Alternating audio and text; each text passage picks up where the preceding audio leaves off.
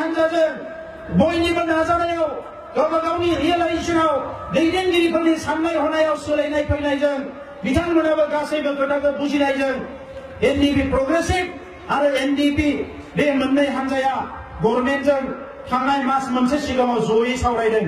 बे मोजां खौरां नंगौना नङा रायजोफोर? आं गोबारै आखाइ हमनो थाखाय खावलायबाय रायजोफोरखौ जोङो बेखौ बरायनांगौ। आरो जों बेखौनो दिनै बे गेवलां फोथारनि सुबुं गौमानिफ्राय जोंनि दैदेनगिरि बिथांमोनखौ खावलायगोन जे जोङो खौसेथिखौ जोङो गोसो गोरबोनिफ्राय हास्थायोबा जोङो बेखौ मोननो हायो आरो बेखौ जोङो बयबो हास्थायनांगौ। थांनाय समाव खौसेथिया जाबोनो हायैनि गोबां जाहोन थानो हानाय, मालायनि फाव फान्दायनाय, गावनि बुजिस्लाबै गोबां थासारि जानो हानाय।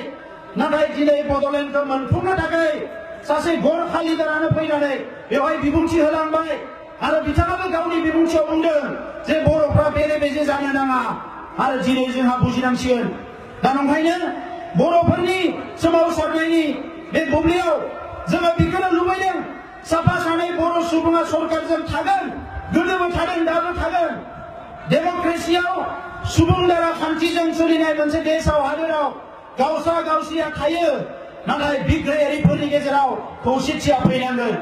आरो बे बिग्रायारियाबो दिनै ओरैबायदि खौसेथि जेराव आइडिअलजि गोरोबै डेम'क्रेटिक आरो आनडेम'क्रेटिक सिलाय लाग्रा आरो गणतान्त्रिक रावजों भाषाजों सोमावसारग्रा बे गासैबो हान्जाफ्रा दिनै लासै लासै खौसे जाबोनाया बेयो बर'नि थाखाय मोनसे मोजां मेसेज रायजोफोर। आं गोदोर मोजां मेसेजखौ होग्रोदों।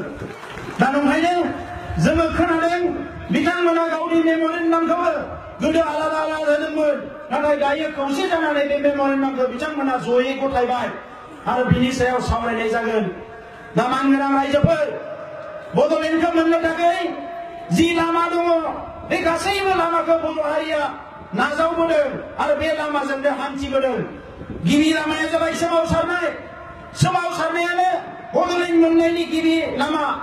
बे सोमावसारनायाव गणतान्त्रिक सोमावसारनाय, सुबुं दारा खान्थिजों सोमावसारनाय आरो अगणतान्त्रिक सोमावसारनाय, दिनै बे मोननैखौबो बर'फ्रा खालामबोबाय। गुबुन मोनसे जाबाय राजनिथि गेलेनाय। राजखान्थि गेलेनायजों बड'लेण्डखौ मोननो हायो। बे बड'लेण्डखौ मोननो थाखाय थांनाय 30-40 बोसोराव राजखान्थिखौबो बर'फ्रा गेलेबोदों। एखम्बा पिटिसि जानानै, एखम्बा एबसु जानानै, एखम्बा एनडिपि जानानै गुबुन गुबुन महराव राजखान्थिखौ बर'फ्रा गेलेबोदों आरो बे गेलेबोनायखायनो जोङो बिएसि आरो बिटिसि मोननो हादों। राजखान्थि गेलेनाय आरो थामथिया जाबाय सावरायनाय एबा लबि, गभर्नमेन्टजों सावरायनाय, राजखान्थि हान्जाफोरजों सावरायनाय, देशनि इन्टेलेक्सुवेलफोरजों सावरायनाय, अपिनियन बिल्ड आप खालामनो थाखाय रायजोआव जानांगौ होननानै बड'आ बर'आल' बुङालासिनो गुबुन गुबुन हारिनि दल संगठन आफादफोर इन्टेलेक्सुवेलफोर बैफोरखौ बुंहोनाय, बे जाबाय लबि। बे मोनथाम हाबाफारिजों बड'लेण्डआ जायो।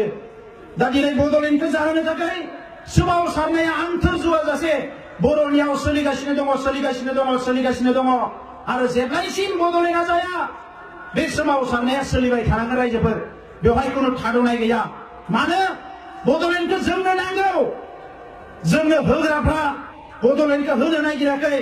दा बे होग्राफोरखौ जेब्लायसिम होग्राफ्रा दुर्बल जाया, जेब्लायसिम होग्राफोरनि गोसोआ सोलाया, जेब्लायसिम होग्राफोरनि गोसोखौ जै खालामनो हाया, जेब्लायसिम होग्राफोरखौ जोङो सिगिनो हाया, जेब्लायसिम होग्राफोरखौ जोङो थेर बेथेर खालामनो हाया, बै समसिम सोमावसारनाया गुबुन गुबुन महराव थांबाय थानांगोन।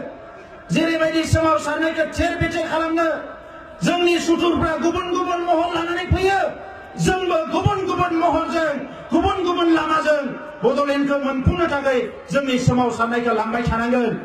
दा बेनिखायनो रायजोफोर, दिनै जोंनि ग्राउन्डआव जि सोमावसारनाय, गेजेराव जोङो नेशनेल हाइवे ब्लकेट खालामबाय सानब्रै। जोङो बिनि उनाव ट्राइपार्टाइट टक मोनबाय दिल्लीयाव। आफाद मोननैजों इन्टारल'किउटराल अफिसारफ्रा रायलायबाय। जोंनि हाथियार हमग्रा सिजफायाराव थानाय आफाद मोननैजों आरो जोंजों democratic organisation people's joint action committee ABSU आरो इउपिपिएलजों जोंजों सरकारा राजनाथ सिंह होम मिनिस्टारनि प्रेजेन्सआवनो रायलायनो गोनां जादों। दिनै नोंथांमोननो आङो बुंगोन, अल इन्डियायाव रायजो बिग्रा खुनु हारिजों दिनै गभर्नमेन्टआ रायलायाखै पलिटिकेल लेभेलाव। NACN जों इंटरल'क्यूटर रायलायगासिनो दङ विदर्भआ बिथांमोनाबो बीजेपीनो भट होदोंमोन 2014 आव दिनै नितिन गडकारिया गाव लिरनानै होदोंमोन आं MP देरहायोबा मन्त्रि जायोबा विदर्भ रायजो सोरजिगोन दिनै नितिन गडकारिया दिल्लीयाव मन्त्रि विदर्भ रायजो बिग्राफोरजों रायलायाखिसै गुरखालेन्डनि सावरायनाय जायाखै गुरखालेन्डआवबो बीजेपीनि MP देरहादोंमोन आलुवालिया होननाय सासे मानसि बीजेपी नेताया फैनानै बिथांमोननो लिरना होदोंमोन जोङो समतायाव थाङोबा पावाराव फैयोबा जोङो माने गुरखालेन्डखौ सोरजिगोन बिथांमोनाबो गुरखालेन्डखौ दिनैसिमबो सोरजियाखै सावरायनायबो जाबावाखै गुरखा लिडारफोरखौ दिनै बिथांमोना गावस्रा होनानै गावसोरनि गेजेरावनो बुलाय होनानै दिनै गुरखालेन्ड मुभमेन्टखौनो थेर बेथेर खालामबाय बिथांमोननि नेताफ्रा दिनै खारखोमानानै थाहैनो गोनां जाबाय त्रिपुरानि दिनै खोथा त्रिपुरायाव दिनै IPFTआ सोमावसारै बावैसो त्रिपुरानि एसेम्बलि इलेक्शननि सिगाङाव सुक्ति जाबाय जे सरकार फैयोब्ला केबिनेट मोनसे कमिटि बानायगोन पलिटिकेल लेभेलाव आरो त्रिपुरालेन्डनि इस्युखौ सल्भ खालामगोन इलेक्शना देरहाबाय सरकारा दाबाय बिथांमोननोबो मन्त्रि होबाय नाथाय सरकार दाखांनायनि उनाव दिनै IPFT जोंनि त्रिपुरा बिदा फंबायफोरजों बीजेपीआ बुलायनो हमबाय बिथांमोनखौ जेलाव जोबनो हमबाय बिथांमोनखौ बमा होनो हमबाय बेबायदि थासारिसो जाबाय त्रिपुरायाव केबिनेटबो कमिटि दायाखिसै जेबो दायाखिसै बिथांमोना गुवाहाटीयाव दंफैयो मन्त्रिफोरबो मैया दाखालिनिफ्राय दिनै फैनो होनदोंमोन माबा मोनसे उसुबिदा जाबायनो गभर्नमेन्टआ आसाम गभर्नमेन्टनि सोरबा मन्त्रिजों रायलायनो नागिरनानै बिथांमोना लामा ससेनिफ्राय गिदिंनानै थांफिनबाय दा बिनि गेजेराव नायोब्ला दिनै मोनसेल' ग्रुपजों मोनसेल' माहारिजों भारत सरकाराव खनथाम खनब्रै सावरायनाय जाबाय गोदान सरकार फैनायनि उनावबो बे जाबाय बर'फोर दा नंखायनो रायजोफोर बे सोमावसारनाया बर'फोरनि ओरैनो थाङाखै सोमावसारनायखायनो जोंजों गभर्नमेन्टआ रायलायनो गोनां जादों आरो रायलायनो गोनां जायोबा सलुसनखौ बरननांगोन बेयो सोमावसारनायनि मोनसे देरहासारनाय दा बेखौ जों रायजो राजानो खोन्थानांगौ जोंनि बिबान रायजोफोर थांनाय जुलाइ मासनि 5 अक्ट'आव जेला रायलायनाय जायो गोबां खोथा सावरायलायनाय जादों दान्थे बिदान्थे जादों अफिसारफोरजों आरो बेनि गेजेराव जों सोंदों राजनाथ सिंहखौ नोंथाङाथ' प्रमिस खालामदोंमोन दिनै नोंथाङा मा बुङो जों राजा लामायाव फैफिननांगोन ना बिनि सिगाङावनो सलुसना जागोन जोङो सासे मन्त्रि बिदों गोदो बड'फानि समाव सानसुमा इउजिदामोननि समाव सोरबा मन्त्रि होदोंमोननो बै मन्त्रिफोरजों रायलायनानै सलुसननि लामाया फैदोंमोन जों बुंदों जोंनोबो सासे मन्त्रि हो केबिनेट मन्त्रि बिथाङा बुंबाय आं मन्त्रि होआ आंनो दायित्व लागोन आंनो सावरायगोन नोंथांमोननि सायाव आंहा बिबान दङ गावनो जासिनानै बुंदों अब्ला जों बुंदों वेल एन्ड गुड मोजां खोथा सासे इन्डियानि जुदि होम मिनिस्टारा बेबायदि दायित्व लाबायबा मोजां खोथा नाथाय रायजोफोर दिनैनि इन्डियानि जि पलिटिक्स बे पलिटिक्सखौ हिन्दीयाव जुमलाबाजि पलिटिक्स होनदों ओरैनो बुंग्रा मा रायजोफोरखौ थगायनानै राजनिति खालामग्रा मोनसे राजनिति इन्डियायाव सोलिगासिनो दङ दा बिथाङा बुंदोंमोन 2.5 मासनि गेजेराव नै खावसे दाननि गेजेराव नोंथांमोनजों रायलायगोन बिनि गेजेराव जोङो आसाम गभर्नमेन्टजों रायलायबावनानै लानिसै अफिसारफोरनिफ्राय खोनादों आङो आसाम गभर्नमेन्टजों खननै गाहाम रायलायबायनो नाथाय जोंखौ बिथांमोना नैबे सेप्तेम्बरनि जोबनाय फारसे जोंखौ लिंनांगौमोन जोङो दासिम जेबो इंगित मोनाखै जायनि थाखाय जोङो सम जोबनायनि सिगाङावनो दिनै सोमावसारनायनि हाबाफारिखौ लाग्रोबाय जाहाथे बिसोरखौ जोङो एलार्ट खालामनो हायो इट्स अ मेसेज टू द government of India and government of Assam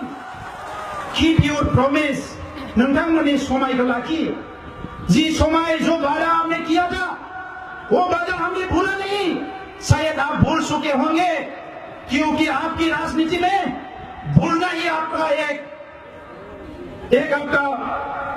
project है ये आपका एजेंडा है आप लोग वादा करके भूल जाते हैं हमने नहीं भूला नरेंद्र मोदी जी मंगोलडे में आके बोले थे यहाँ बंगाईगांव में आके बोले थे अगर बीजेपी सत्ता में आते हैं हम लोग सरकार में आते हैं आएंगे तो हम लोग बोरो समस्या का हल निकलेंगे बोरो समस्या का समाधान करेंगे गुरखालैंड में जाके बोला था गुरखाओं का जो सपना है वो मेरा भी सपना है नरेंद्र मोदी जी ने ही बोला था हमें याद है हमने बोला था अच्छे दिन आने वाले हैं आपने बोला था सबके साथ सबके विकास, लेकिन यहाँ कुछ नहीं दिख रहा है हम लोगों को। हमने इंतजार किया आपको 7 साल, 5 साल होने जा रहा है। ऐसा धोखाबाजी मत कीजिए अपने नागरिक के साथ, अपने सिटीजन के साथ। ये भारत वर्ष जो है ये दुनिया के सबसे बड़ा लोकतंत्र है, और सबसे बड़ा जो सबसे ऊंचा जो लोकतंत्र है, इसके नेता अगर इतने झूठा निकलेगा, इससे बुरा दुनिया में शायद कुछ और नहीं हो सकता, ये हम लोग मानते हैं।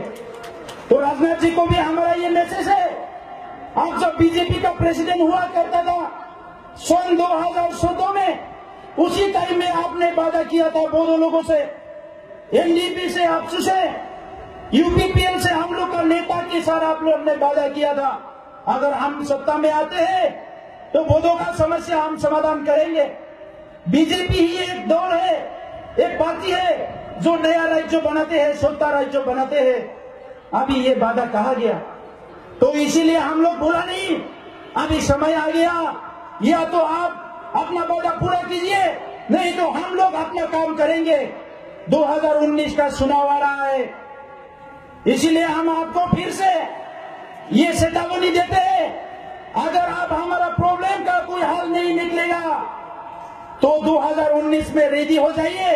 जैसे आपका असम में 7 एमपी मिला था, वही 7 एमपी जाके 0 भी हो सकता है असम में, इसका गारंटी कोई नहीं लेगा।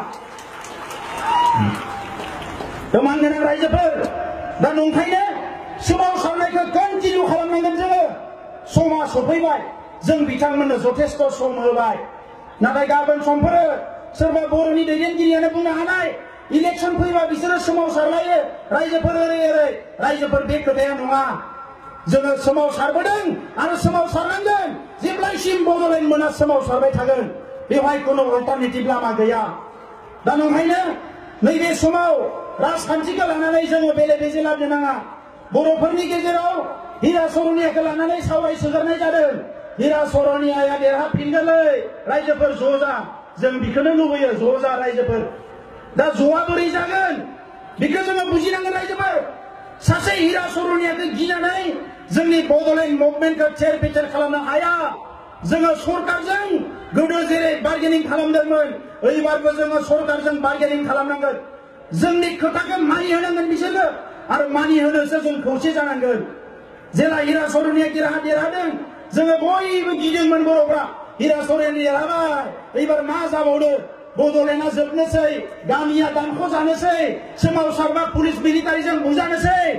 मा खालामनो हाखो रायजोफोर? हिरा सर'नियालाय बि एमपि जानानै होख्रावबाय थाबाय, जोंहा आन्दोलना सोलिगासिनो थाबाय।